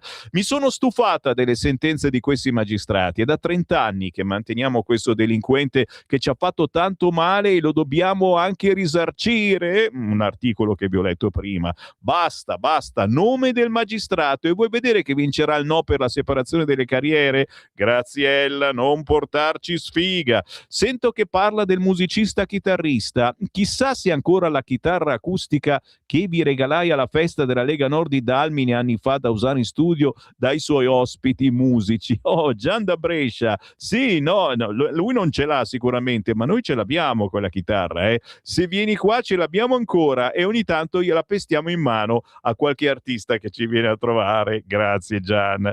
Enzo, buongiorno Sammy, siamo al ridicolo, lo Stato che paga i delinquenti per i loro reati ci vuole solo un nuovo Robespierre, eh? Ma anche qualcun altro, insomma. Sammy, scusa se mi permetto, per quanto riguarda le stufe, importantissimo è tenere puliti i tubi di scarico e le canne fumari. Bravo. Sai, la stufa è facile tenerla pulita, ma il resto è un po' più difficile, ma importante. Bravo Mario. Sì, io intendevo chiaramente tutto quello che riguarda la stufa. Bravissimo comunque la tua precisazione, importante perché molto spesso le canne fumarie si sporcano, ma anche semplici ragnatele che non permettono poi di uscire ai gas e quindi anche tenerla bella pulita la stufa non serve a niente. Chiaro che io penso che se arriva un esperto controlli tutto quanto, ma non si sa mai, è vero. Buongiorno, e ancora. No, sì, questo tutti ho letto l'intervista a Luca Zaia, chiaramente ho tirato fuori un vespaio, ma va bene, ci mancherebbe, ma Zaia l'ha fatto apposta per provocare una discussione e per far decidere un attimo questo Parlamento. Mi rituffo sui quotidiani. Andiamo sul quotidiano Il Tempo, ricordandovi poi che alle 9 arriva, a proposito di, perché no, fine vita, guarda, me lo scrivo anche, fine vita, alle 9 arriva Molinari, che è il capogruppo della Lega, e quindi magari gli facciamo anche questa domanda sul fine vita. Che si fa in Parlamento? Andiamo sul Tempo. Storie di mala giustizia, ad aprire il quotidiano romano. 16 anni di calvario, 3.200 euro di risarcimento. La testimonianza di un'odissea. 40 giorni in cella da innocente, arresti domiciliari e processo surreale. Gli accusatori in conflitto di interesse ma promossi o addirittura candidati alle elezioni nelle liste del PD. Ci racconta questa storia oggi il quotidiano Il Tempo, che si occupa naturalmente anche delle Olimpiadi Milano Cortina. Brignone, regina delle nevi, e oro anche nel gigante. Attenzione, anche qui toghe ai migranti, arresti e violenze alle donne. Ecco chi è il clandestino che abbiamo risarcito. E poi Board of Peace, la sinistra dei dilettanti allo sbaraglio. Le opposizioni convocano Tajani in aula, ma solo attraverso i giornali. Sul Board of Peace, opposizione in palla, convoca il governo, ma solo tramite social e sui giornali. Troppo presi a sparare a zero sulla partecipazione dell'Italia in qualità di osservatore, che dimenticano di fare richiesta formale al Senato.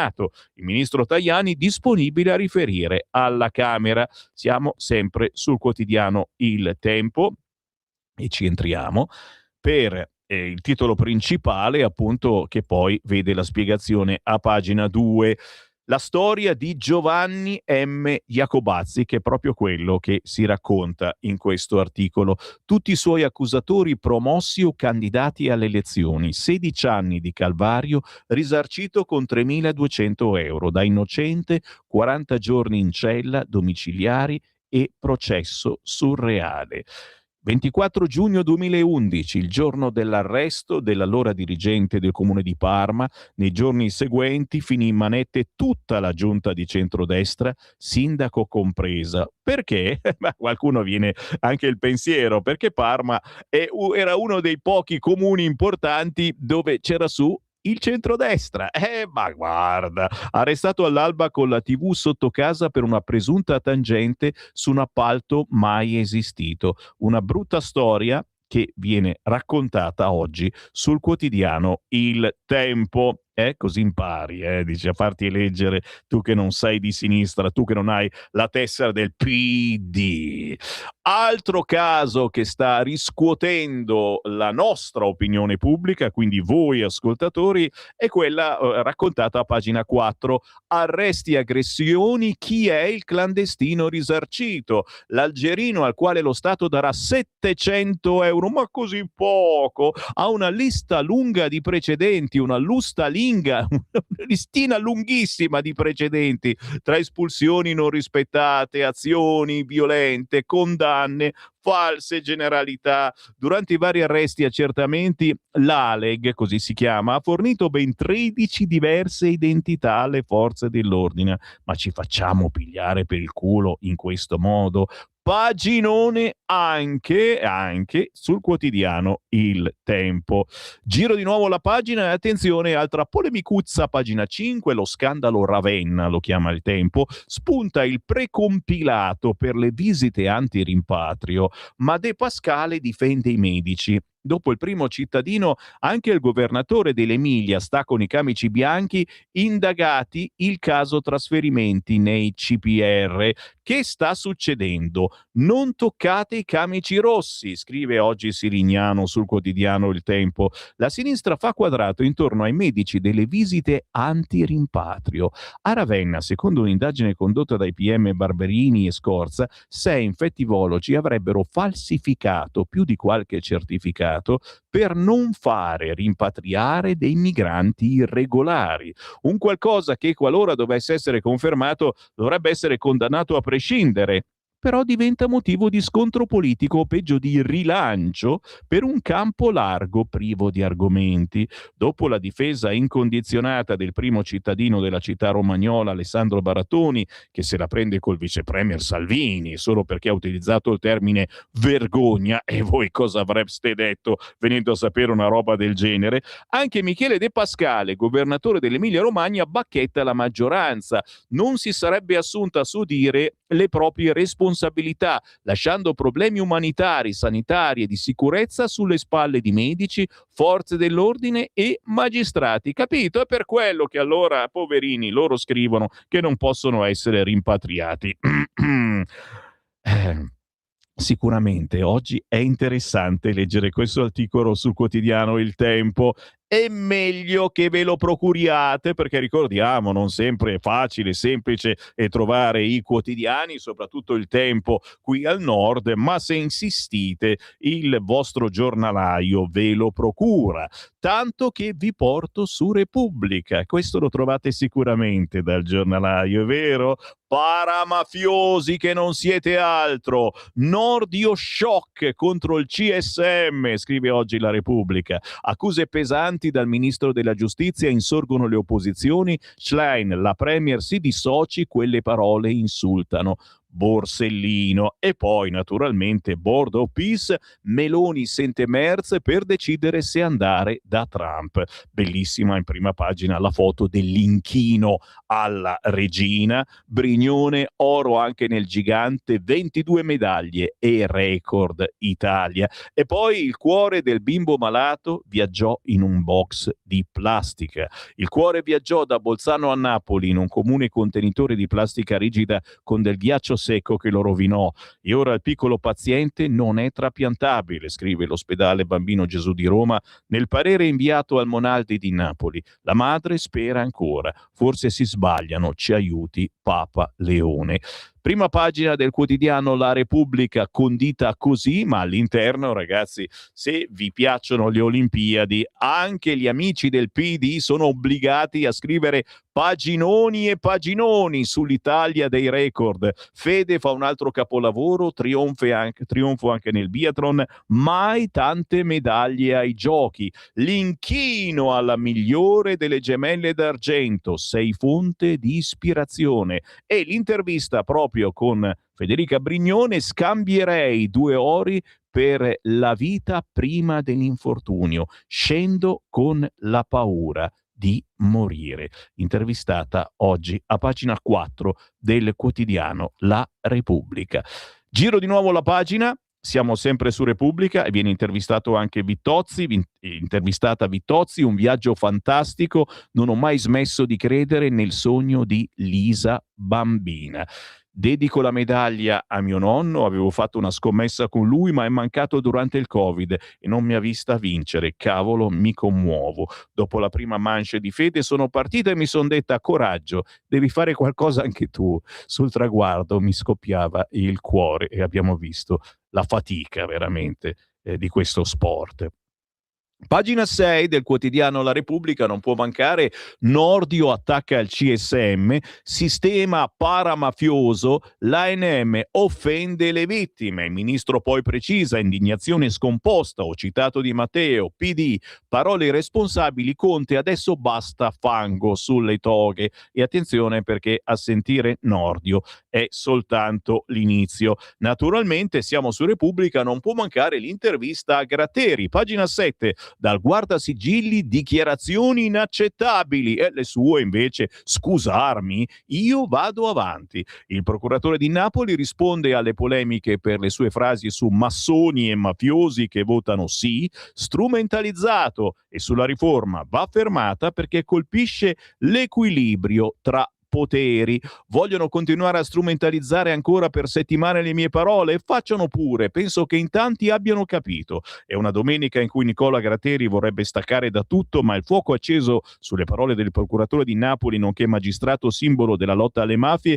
non accenna a diminuire mentre esplode sul fronte contrario il caso Nordio. Se in CSM un magistrato non ha un padrino è finito, morto. Il sorteggio rompe questo meccanismo paramafioso. Le parole shock del guardasigilli, un affondo a cui Gratteri, sotto scorta da 37 anni per le minacce dell''ndrangheta, fa fatica a replicare, ma replica e come? A pagina 8 del quotidiano, pagina 7 del quotidiano La Repubblica, perché a pagina 8 c'è la Schlein, superato il limite, così resteranno macerie, la destra insulta Borsellino, la segretaria del PD da Bari, il governo sta delegittimando le toghe, un danno irreparabile, problemi dal 24 marzo. Giro di nuovo la pagina, sono sempre sul quotidiano La Repubblica e c'è il calvario infinito del bambino incompatibile con un trapianto, il cuore in un box di plastica. La madre spera ancora, forse si sbagliano. Papa Leone ci aiuti. E nella pagina successiva il report dei super esperti che dicono in crisi anche reni e polmoni, emorragie, infezioni, organi sempre più compromessi. Il quadro clinico del piccolo ora è drammatico e non possiamo certamente tutti noi che pregare. Verona, ucciso dalla polizia. Cucchi posta video shock. Non siamo a Minneapolis. Cos'è successo? Ne parla pagina 23, soprattutto il quotidiano La Repubblica quest'oggi, di questo Moussa Diarra morto nel 2024. Adesso la procura chiede di archiviare e la senatrice dice aveva solo una posata e gli hanno sparato al petto. Eccola qua la posata, è una bella posata, un bel coltellazzo che sinceramente anche appuntito, sarà stato da cucina quanto ti pare, ma mi sembra pericolosetto.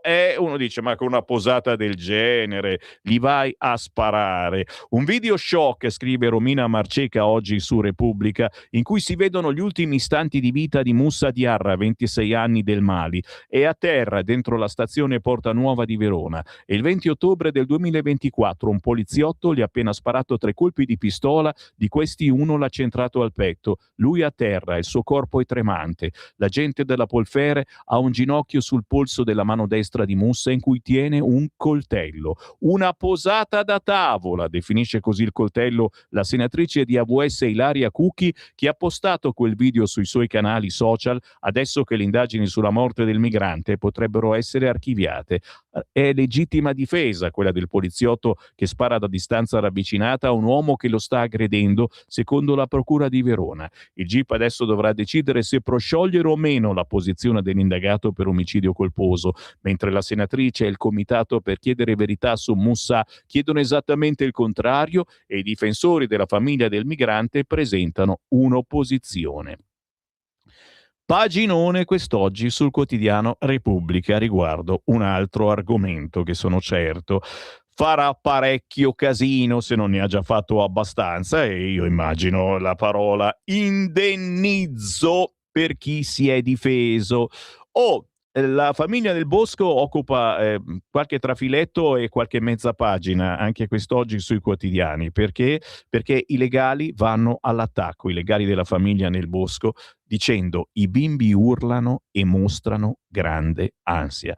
Lo dicevamo già qualche mese fa, li stanno rovinando. La quarta istanza per il ricongiungimento dei 3 bambini della famiglia nel Bosco è più incisiva delle precedenti. Chiede esplicitamente la revoca della sospensione della potestà genitoriale per Nathan e Catherine. Lo fa attraverso il lavoro più profondo mai realizzato in questi 3 mesi. I 2 avvocati, con lo psichiatra, la psicanalista, hanno visionato 100 file che contengono un volume enorme di foto, video, ausilio anche di disegni, tutti centrati sui 3 figli. Un'imponente documentazione che il collegio di difesa definisce nero su bianco scioccante. I bambini, si legge nell'istanza, stanno male.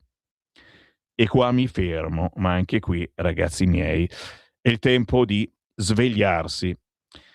La madre di Bordighera caricò la piccola in auto, ma era morto da 8 ore. Altro argomento del giorno. Il GIP nell'ordinanza di arresto della mamma smentisce la versione della donna, inverosimile che non se ne sia accorta. Scrive Massimiliano Salvo oggi su Repubblica, ma anche sugli altri quotidiani. Un macabro viaggio di 20 chilometri da Perinaldo a Bordighera in auto con il cadavere della figlia di 2 anni e le 2 sorelline più grandi. Poi l'arrivo nella casa di famiglia, una villetta a vista mare immersa tra gli ulivi, e solo a quel punto la chiamata al 118 per chiedere aiuto. E quello che ipotizza la procura di Imperia è che il GIP del tribunale ha ritenuto veritiero nel ricostruire la tragedia dove lo scorso lunedì la piccola Beatrice è morta, mentre la madre Manuela Ienno, 43 anni, è stata arrestata con l'accusa di omicidio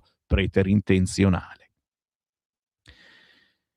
Ancora quotidiano La Repubblica, giro la pagina e si intervista, tornando a uno degli argomenti che dal primo dell'anno ci cade addosso ogni giorno, il rogo del Constellation. Dopo il Constellation non dormo più, ho fatto tutto per salvare quei ragazzi. Pagina 25 si intervista il capo dei pompieri di Crans-Montana, David Vocat, viene sentito oggi dai magistrati: se avessi visto un pericolo l'avrei detto, la mia vita è cambiata, non so se ce la farò ad andare avanti, tante madri ci hanno telefonato per ringraziarci e nell'intervista viene specificato però che il tema dei passati controlli sulla sicurezza del locale però è centrale e il pompiere specifica: in Svizzera non funziona come in Italia. Siamo vigili del fuoco, ma non ci occupiamo di sicurezza. Non è il mio lavoro, non ho studiato per questo, ma per altri aspetti tecnici. Guardiamo i posti dove c'è l'acqua, dove possiamo lasciare il camion in caso di intervento e basta. Strano lavoro quello dei pompieri in Svizzera. Stranissimo, ma mica tanto quello che è successo a pagina 26 di Repubblica con l'Arco degli Innamorati e la bellezza fragile sbriciolata dalla natura. Eccolo qua, bellissimo l'Arco degli Innamorati di Sant'Andrea a Melendugno in Salento, prima e dopo la tempesta, che proprio il giorno di San Valentino l'ha fatto crollare in mare. Chiaramente i gomblottisti, ma un po' tutti noi, pensiamo che sia un segnale che arriva dall'alto. Boh. A proposito di alto, a pagina 27 Luca Fraioli ci parla della nuova corsa alla Luna. Ora Musk sfida Bezos per costruire la prima colonia sulla Luna. Ma chi ci mandiamo sulla Luna? Scusate, ma il razzismo che c'è in me mi sta... No, non posso dirlo. Il fondatore di SpaceX, fin qui aveva puntato sui viaggi verso Marte, ma era un po' troppo lontano, incasinato. Adesso la priorità è una città autosufficiente. La corsa alla Luna non è più una sfida tra superpotenze, ma tra super ricchi dell'era digitale. Chi renderà possibile la colonizzazione del satellite naturale della Terra? Elon Musk o Jeff Bezos? Ma soprattutto, dice Sammy Varin, chi ci manderemo sulla Luna con la rivelazione che fa Obama? Gli alieni ci sono, ma io non li ho visti. Attenzione, questa è roba tua, ti hanno beccato, ma non ti hanno visto. Gli extraterrestri esistono, ha detto l'ex presidente americano Barack Obama rispondendo a un podcaster. Io però non li ho visti e di sicuro non li teniamo nell'area 51, la famosa base aerea nel deserto del Nevada, dove leggenda vuole che gli USA custodiscano segretamente alcuni alieni arrivati sulla Terra. Non esiste alcuna struttura sotterranea, a meno che non ci sia un gigantesco complotto all'insaputa del presidente degli Stati Uniti, ha concluso. Cohen non ha fatto altre domande, dunque se Obama sia a conoscenza della presenza degli extraterrestri, se creda solo che esistano o se invece volesse semplicemente sfatare il mito di Area 51 resta un mistero. Chissà, ci sono o non ci sono? Stai ascoltando Radio Libertà. la tua voce libera, senza filtri né censura. La tua radio.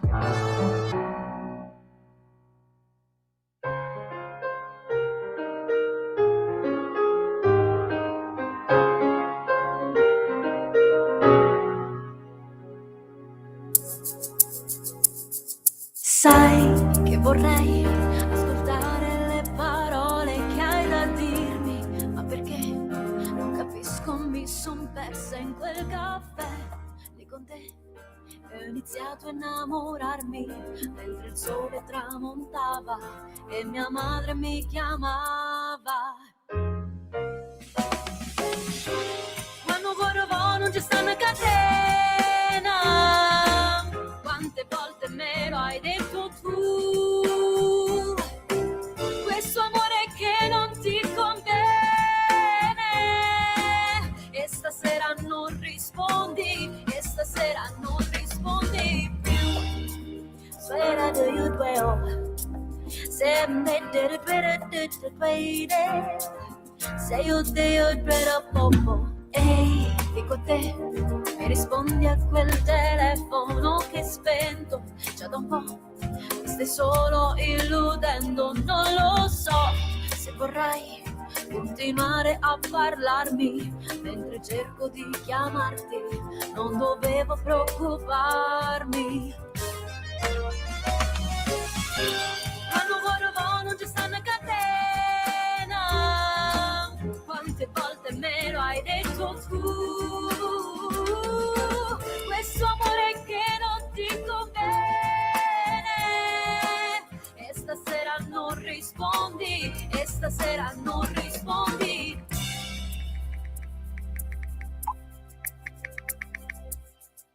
Quando corro non ci sta una catena, quante volte me lo hai detto tu, questo amore che non ti conviene, e stasera non rispondi, e stasera non rispondi più. Spera do you dwell, swim did say you dread up over swim up over the dread do. E stasera non rispondi, e stasera non rispondi più. Roba buona e trovabilissima su internet. La nuova canzone di Sabrina Russo, una storia d'amore moderna, fragile, fatta di messaggi ignorati, chat interrotte, attese davanti a uno schermo acceso del telefonino, è vero, eh? Adesso si fa così. Non ci stanno catene, metà in italiano, metà in napoletano, la nuova canzone di Sabrina Russo. Qui Parlamento. Ma adesso andiamo in Piemonte con l'onorevole Riccardo Molinari, capogruppo della Lega e presidente della Lega proprio in regione Piemonte. Come va Riccardo? Buongiorno. Ciao Sammy, un saluto a tutti. Tutto Grazie. bene, tu? Ma sì, dai, benino, anche quest'oggi ci sono belli argomenti frizzanti, frizzevoli per i nostri ascoltatori e li facciamo arrabbiare già lunedì mattina ed è bello, la nostra radio serve per questo, è per mettere il dubbio a tanta gente che magari trascorrerebbe una giornata così tranquilla ascoltando Rai Radio 1, Radio 24, Radio Popolare e invece qua sente la differenza. Oh, partiamo da noi però Riccardo, non vi ho beccato per un attimo perché io faccio la mattina presto, ma venerdì scorso si è svolto il federale nel quartiere generale di Via Bellerio, da dove vi parliamo. Di cosa avete discusso? C'è qualche argomento all'ordine del giorno, qualche cosa che sta per avvenire prossimamente? Riccardo. Allora, il direttivo federale si è incentrato fondamentalmente sulla campagna referendaria e sulla manifestazione del 18 aprile che stiamo organizzando, quella che ci sarà a Milano in Piazza Duomo, che vedrà la partecipazione di tutto il gruppo parlamentare europeo di cui fa parte la Lega, quindi il gruppo dei patrioti. Quando riguarda il referendum, noi stiamo intensificando gli incontri nelle sezioni organizzati sui vari territori per spiegare ai militanti il contenuto della riforma e ovviamente è pronta anche una gazzebata che verrà fatta il fine settimana precedente al voto del 22 marzo e a questa gazzebata, alla distribuzione del materiale, delle iniziative dei mercati si uniranno anche però diversi convegni, incontri che servono per fare una campagna diversa da quella che sta facendo la sinistra, cioè una campagna che spieghi nel merito la riforma, mentre invece abbiamo una sinistra che, come vedete, sta ormai, scusate il termine, svaccando sugli argomenti. Cioè adesso abbiamo sentito anche il procuratore Gratteri usare come argomento che chi vota a favore della riforma è un massone deviato o è un indagato o un imputato o comunque un potenziale delinquente, e direi che questa è un po' la deriva che stanno dando tutti. L'altra mattina, sabato, stavo facendo un dibattito col capogruppo del PD al Senato Boccia e anche lì loro continuano a ripetere delle bugie, delle menzogne come argomento, cioè dire che il governo voglia sottoporre i magistrati al potere esecutivo, cosa che non c'è stata da nessuna parte, che non è vera. Loro stanno facendo una campagna contro, dicendo votate no contro il governo, e noi invece abbiamo un lavoro più difficile da fare, che è spiegare perché è importante la riforma della giustizia, e perché è importante andare ad alzarsi da casa e andare al seggio a votare, perché questo è il punto. Quindi abbiamo parlato di questo e poi si è dato, diciamo, un mandato al direttivo regionale del Veneto di indicare i nomi per sostituire i 2 deputati che sono andati a fare, uno il presidente del Veneto e l'altro l'assessore regionale. Quindi abbiamo dovuto deliberare anche su questo, cioè sul fatto di attendere i nomi che arrivassero dal direttivo del Veneto per sostituire i 2 deputati mancanti. E noi chiaramente attendiamo, anche perché insomma c'è attesa, anche i nostri ascoltatori sono curiosi di capire soprattutto quale sarà il prossimo lavoro di un certo Luca Zaia, che è amatissimo dalla nostra popolazione, non soltanto da quella della Lega, perché sappiamo molto molto in gamba. Torneremo sull'argomento, ma altro argomento che ci ha più che appassionato, fatto preoccupare, e ho visto che hai rilasciato anche tu dichiarazioni, l'ennesimo fine settimana con sabotaggi sulle linee dei treni, cavi bruciati sulla linea verso Napoli, verso Firenze. Cosa sta succedendo? C'è veramente da allarmarsi, Molinari? Purtroppo sì, perché abbiamo visto che questo tipo di sabotaggi, di atti dolosi si sono intensificati in maniera esponenziale dall'avvio delle Olimpiadi, e quindi questo significa che c'è una volontà di danneggiare l'immagine del governo, l'immagine dell'Italia, e poi questi sono anche, diciamo, atti che portano un pericolo concreto e reale, prima di tutto per i cittadini e per i viaggiatori, perché si gioca con la vita delle persone. E il numero però di sabotaggi, il fatto che si siano stati trovati degli inneschi, quindi che si tratti di atti palesemente dolosi, insomma dimostra che c'è una strategia da non sottovalutare e che va contrastata con tutte le forze possibili.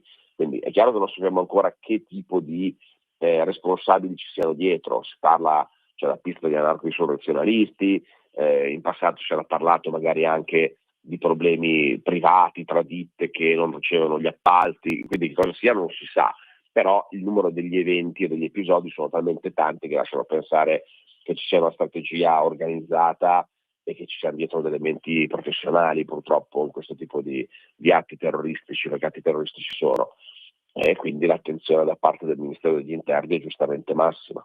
È chiaro, poi l'hanno detto chiaramente questi dei centri sociali, le battaglie che stiamo facendo non sono sufficienti e bisogna andare anche su altri fronti.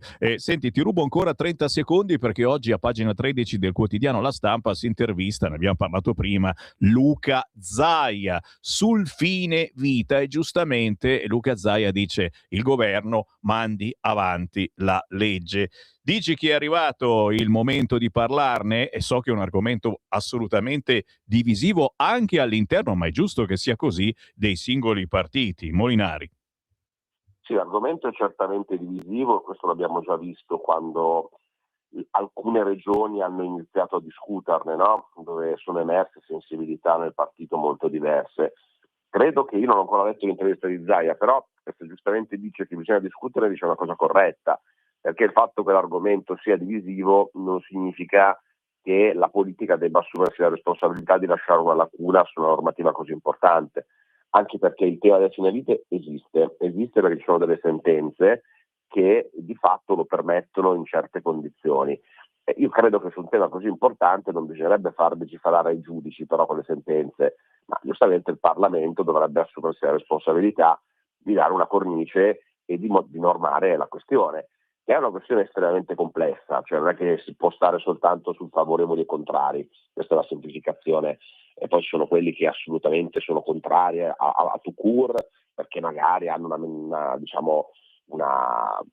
visione magari molto cattolica, molto legata alla religione, quindi ci sono quelli che proprio dicono non bisogna parlarne, non bisogna discuterne, ma anche tra chi invece è favorevole a discuterne poi ci sono, molte sfumature, perché c'è ad esempio il tema del consenso, facciamo un esempio: quando è che il consenso è valido? È valido se tu in buona salute lasci scritto che nel caso che se vengano staccate le macchine, oppure è necessario che ci sia modo di riverificare se nel momento opportuno quel consenso c'è ancora? E se non c'è modo di riverificarlo, chi può decidere?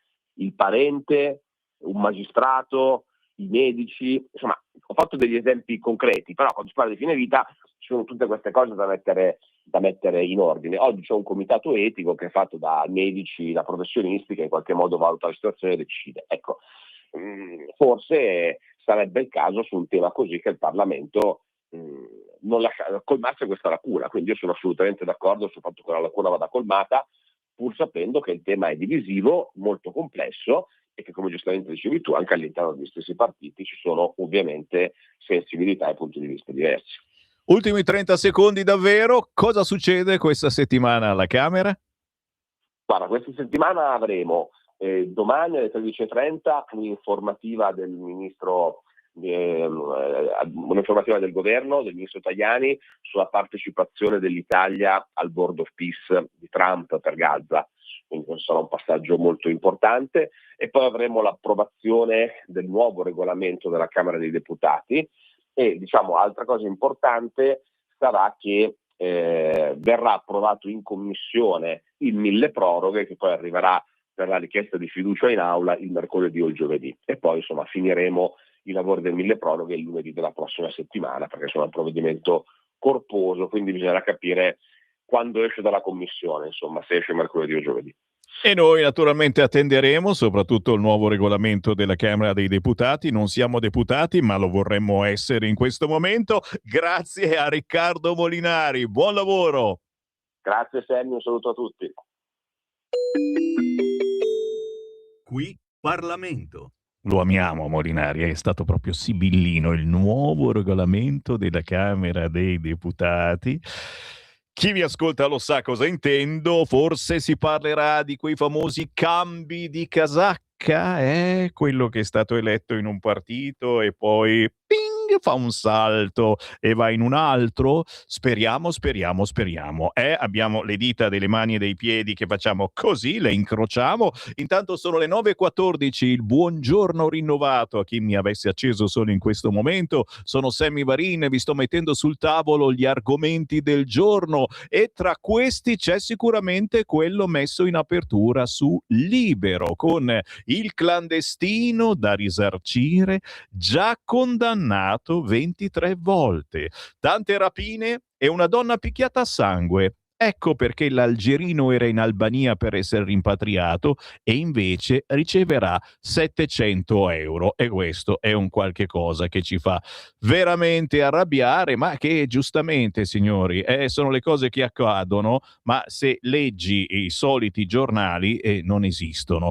E per fortuna che c'è Radio Libertà, e per fortuna che ci siete voi, ragazzi miei, che siete tostissimi e mi state scrivendo all'impazzata al 3406709 per chiedere informazioni su questo o quell'altro argomento, o per darci i vostri responsi su quello che accade. Su Libero naturalmente anche la Brignone con la bellissima foto dell'inchino alla regina delle nevi, una foto che ha fatto veramente la storia. Brignone secondo oro e forse addio. Oggi Libero intervista Luca Palamara. Mezzi paramafiosi all'ANM, Nordio fotografa la realtà. Ma fa le pulci anche a Fanpage, contratti farlocchi a Fanpage. Arriva una sanzione da 3,5 milioni. Giornalisti sottopagati dai compagni. E allora via, entro subito sul quotidiano Libero. Nordio piccona le correnti, metodi paramafiosi, la sinistra lo insulta ma fa un altro autogol, si scrive oggi sul Libero a pagina 2. Il guardasigilli critica il sistema politicizzato di larga parte della magistratura del CSM, insorge l'opposizione, eversivo, si dimetta, però il ministro li gela. È lo stesso ragionamento che faceva il PM Di Matteo, icona del PD e dei compagni. Giro la pagina ed eccola qua, c'è l'intervista a Palamara, dal ministro parole forti che fotografano la realtà. L'ex presidente dell'Associazione Magistrati dichiara: l'indipendenza è un valore costituzionale, non un'esenzione di responsabilità. Le correnti sono il male. L'atto di accusa di Matteo, l'appartenenza a una corrente molto simile a un metodo mafioso. La denuncia di Mirenda, il CSM usa metodi mafiosi per promuovere i sodali. La tesi sostenuta da Falcone, con le correnti l'ANM rischia di diventare una macchina elettorale. Questo ancora ciò che riguarda la frase di Nordio. Giro di nuovo la pagina, sono sul Libero, ragazzi, è anche questo potentissimo, anche perché pure lui racconta, a differenza di altri quotidiani non di centrodestra, la storiella del clandestino che dobbiamo risarcire, anche se lui era già stato condannato 23 volte per reati vari, 13 alias, una donna picchiata a sangue. Ecco perché l'algerino era in Albania per essere rimpatriato. Il giudice ci impone di dargli 700 euro, che sono una miseria, ragazzi miei, ma cioè la motivazione che fa ridere perché per un cavillo giuridico. Intanto Humanity ferma per 60 giorni, l'ONG contesta la multa da 10.000 euro per violazione delle norme, un riquadretto che comunque ci interessa. Attenzione alla Cucchi che difende il Maliano, aveva una posata da tavola, attacco via social alla polizia per i fatti del 2024, la senatrice di AVS posta un video di Diarra ucciso dopo aver devastato la stazione, in mano aveva una lama da oltre 10 centimetri, ma una posata da tavola. Daniele Dell'Orco, se non vi siete beccati l'articolo che vi ho letto prima, vi leggo qualche riga perché anche questa è bella forte come notizia, con un tempismo che sa più di miccia che di memoria. Ilaria Cucchi rilancia sui social il video degli ultimi istanti di Moussa Diarra, il maliano ucciso il 20 ottobre 2024 da un agente della Polfera a Verona. Un filmato crudo diffuso mentre la magistratura deve ancora pronunciarsi in via definitiva, accompagnato da un commento che orienta subito il giudizio. Quell'oggetto in mano alla vittima sarebbe stata una posata da tavola, quasi un dettaglio innocuo. Ciò che però non si considera più di tanto è che dalla ricostruzione emerge che Diarra era in preda a una grave crisi psichiatrica e si trovava in uno stato di forte alterazione. Brandire anche un cucchiaio di legno in quello stato lì, era un coltellazzo comunque, non rischia esattamente di tradursi in un attestato di stima nei confronti degli agenti. Minimizzare quell'elemento riducendolo a una semplice posata, era un coltellazzo, significa ignorare il contesto operativo in cui un poliziotto deve valutare in pochi secondi un rischio concreto per sé e per gli altri. In strada non esistono didascalie rassicuranti, esistono percezioni di pericolo.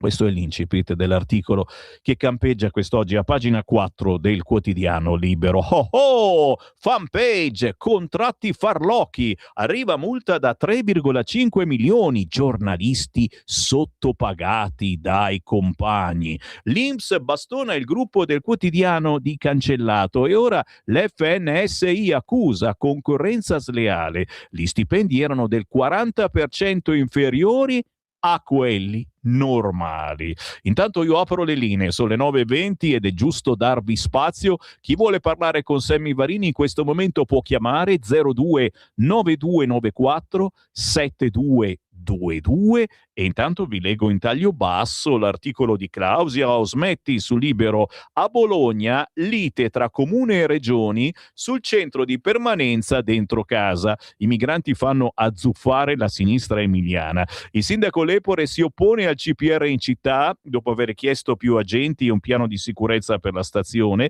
Il governatore De Pascale invece possibilista, barricate di AVS, insomma un cortocircuito completo all'interno del centro-sinistra. Il presidente dell'Emilia Romagna, il Dem De Pascale, apre all'ipotesi di un CPR, un centro di permanenza per il rimpatrio, quelle strutture in cui vengono ospitati gli irregolari in attesa di essere espulsi. Nella sua regione il PD va in tilt, strali, lamentele, facce imbarazzate, tentennamenti, non se ne parla, mezze dichiarazioni di salvataggio, al Nazareno quasi nessuno commenta e a Bologna il sindaco Dem, pure lui, Matteo Lepore, minaccia addirittura con me primo cittadino, mai! Nastro riavvolto, è una settimana che la tiritera tiene banco, l'allarme sulla sicurezza, l'illegalità per strada, siamo in Emilia Romagna ragazzi miei, i furti, le aggressioni, le risse disse: sì, è vero, quella dei CPR è una nota tradizionalmente del centrodestra, ma se per una volta sconvolgesse anche l'altra parte della barricata, De Pascale non rigetta l'idea, basta questo a fare scoppiare il finimondo. Primo perché per Stefano Bonaccini, il suo predecessore, quel progetto non era nemmeno da prendere in considerazione, ma scherziamo. Secondo perché De Pascale invece lo dice e lo ridice, recidivo. E terzo perché si rivolge in massima parte ai suoi. La sfida per il centro-sinistra ammette e capire se di fronte a un elettorato che ha votato Meloni per avere più sicurezza e oggi è insoddisfatto, gli lasciamo solo Vannacci come possibilità, oppure se si vuole segnare un punto di svolta. Apriti cielo, signori, ma l'articolo prosegue quest'oggi sul quotidiano Libero. Sentiamo le vostre voci. 02 9294 7222. Pronto? Buongiorno. Buongiorno.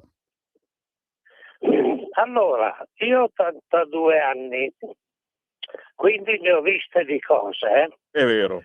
Io pensavo che, visto che dotiamo i nostri soldati, i nostri militari, i nostri carabinieri di, come si chiama, cartucce che sparate per fumogeni, ecco, scusate, fumogeni, no? Allora, io pensavo, in conformità alle mazzette che si mettono dentro i soldi quando c'è una rapina, che scoppiano e verniciano tutto quanto di un bel colore. Invece dei fumogeni, perché non ci mettiamo dentro cartucce del genere, che ci verniciamo per bene i nostri casinisti e poi li andiamo a beccare uno per uno verniciati come sono per portarli via. Grazie. Bella idea assolutamente. Chiaramente in questo caso usiamo la stessa vernice che usano gli ambientalisti per colorare i nostri monumenti, vernice indelebile, mi raccomando. Bella idea, la portiamo ai piani superiori. 0292947222. Chi vuole entrare in diretta in questo momento lo può fare a viva voce in diretta chiamando il numero fisso 0292947222, senza filtri né censura. Nessuno vi chiede chi siete, cosa volete, di cosa volete parlare. Voi chiamate e andate subito in diretta. Mentre a pagina 6 di Libero, Italia, paese osservatore, sinistra contro il governo perché fa la pace a Gaza. Giovedì, prima riunione del board. Trump, poteri illimitati e 5 miliardi pronti. Schlein, Meloni ai margini d'Europa. Bonelli, succubi di Donald. Paginone quest'oggi anche sul quotidiano Libero. A pagina 8, telecamere, pattuglie, intelligence, ecco il piano contro i sabotaggi. Oggi la riunione del Comitato per l'Ordine e la Sicurezza. Piantedosi convoca al Viminale anche l'antiterrorismo e i vertici delle Ferrovie dello Stato, inquirenti al lavoro per capire chi può avere messo le mani sulla mappa dei tracciati elettrici. E poi, in taglio basso, minacce a Don Patriciello, Meloni, giornalisti e Conte tempista sfotte il modello Caivano. L'area di Napoletano diventata simbolo della lotta al degrado sociale. Lettere intimidatorie al parroco anticriminalità, solidarietà da istituzioni e cittadini, mentre il leader 5 Stelle non trova di meglio che sminuire l'impegno del governo nell'area. 0292947222. Chi c'è in linea? Pronto? Ciao Sammy, sono Walter. Buongiorno. Ciao Sammy. Allora, l'idea del nostro amico ultra ottantenne, complimenti a lui, spero di arrivarci anch'io, buona, però io farei di più, nel senso, sai che quegli ambientalisti di Stacciolla si attaccano con le mani all'asfalto. Ecco, io li attaccherei con le mani all'asfalto e li lascerei alla mercé delle persone della zona che hanno dovuto subire danni, danneggiamenti, di tutto, e che li lascerei lì una settimana o 15 giorni, portandogli il mangiare, come si chiama, nelle ciotole come ai nostri amici animali. La seconda è questa. Allora, Ilaria Cucchi ha detto che era una posata. Io mi aspetto la prossima dichiarazione da questo cervello iper sviluppato, che nei campi di concentramento alla fine era soltanto gas, dirà la signora Ilaria Cucchi. Ma si può pagare una persona così 15.000 euro al mese? Sammy, io mi faccio una domanda. Ma porca di quella Ma uno che va a prenderla a calci nei pantaloni, non c'è? Ciao Sammy. Ciao, grazie. Solo calci politici, mentre Epstein file finiti o no? Non lo so. Spunta anche Kamala. Sparate le ultime cartucce, scrive Libero a pagina 11. L'annuncio di Pam Bondi che poi fornisce 300 nomi di personalità, tra cui Obama, Springsteen, De Niro, tutti citati in questi file. Non so se avete visto la serie TV, ragazzi miei, c'è veramente da impazzire. Trump li chiama transessuali pazzi. In 7 anni hanno ucciso 31 persone. Stati Uniti e Canada, i media progressisti omettono identità sessuale dei killer perché sempre più spesso si tratta di individui con disforia di genere. E il New York Post denuncia la censura, non si specifica. Poi l'altra terribile storia a Bergamo in pieno giorno, lo strattone, le urla, la paura, così il romeno Rom ha tentato di rapire la bimba di 1 anno. L'avete visto il filmato fuori dall'Esselunga di Bergamo? E io continuo ad andarci all'Esselunga e voi, mi raccomando, fate lo stesso. In un centro commerciale l'uomo afferra la piccola cercando di strapparla alla madre. La donna, aiutata dal marito, lotta e riesce a trattenerla. Per la fanciulla un femore rotto, lui in cella, si indaga sulla salute mentale, come di consueto, la salute mentale di questo rom rumeno. Ultima segnalazione sul Libero. L'addio all'arco dell'amore. Il faraglione più romantico si sbriciola a San Valentino. Il crollo del monumento naturale salentino, la famosa falesia di Sant'Andrea sulla costa leccese, si è frantumata in mare dopo le violente piogge e mareggiate degli scorsi giorni. Qualcuno fa gli scongiuri. Ma è stata recuperata la croce di Niscemi, l'ha lasciata lì finché è caduta giù, verrà presto restaurata. Meno male. E con questo meno male, signori, Sammy Varin sta per lasciarvi, certamente. Quanti messaggi, ce li ho tutti qua. Ma tranquilli, arriveranno. Ve ne leggo qualcuno. Caro Sammy, Zaia continua a rilasciare interviste di qua e di là che non portano a niente, secondo me, mentre dovrebbe battere i pugni per sta cavola di autonomia. Vero, devo dire, la stampa è stata ben furba, non gli ha fatto neanche una domanda su questo. Adesso è ora di dire: Meloni, o si fa o andate a fanculo. Caro Pietro, siamo stanchi di aspettare, certo, ma la stampa voleva parare su altre situazioni come il fine vita ed è giusto che il Parlamento si dia una svegliata. C'è una telefonata all'ultimo e io la passo. Pronto? Pronto? Ciao, ti sento. Ti sento, siamo in diretta. Mi senti? Come no? Pronto? Certo. Pronto?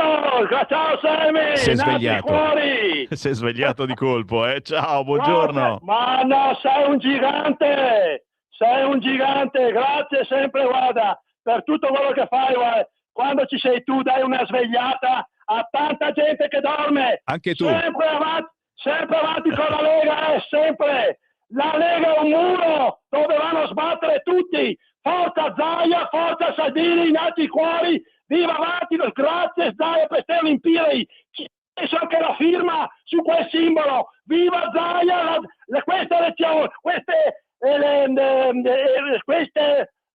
Vabbè, ci siamo persi, ma fa niente, ti vogliamo bene ugualmente e un saluto ai tuoi vicini. Un saluto ai tuoi vicini di casa e anche voi ascoltatori di Radio Libertà. Non andatevene perché tra poco l'editoriale di Sallusti, poi arriva l'America, poi Giulio Cainarca e alle 11 ritorna nuovamente Sammy Varin con la seconda parte e Potere al Popolo.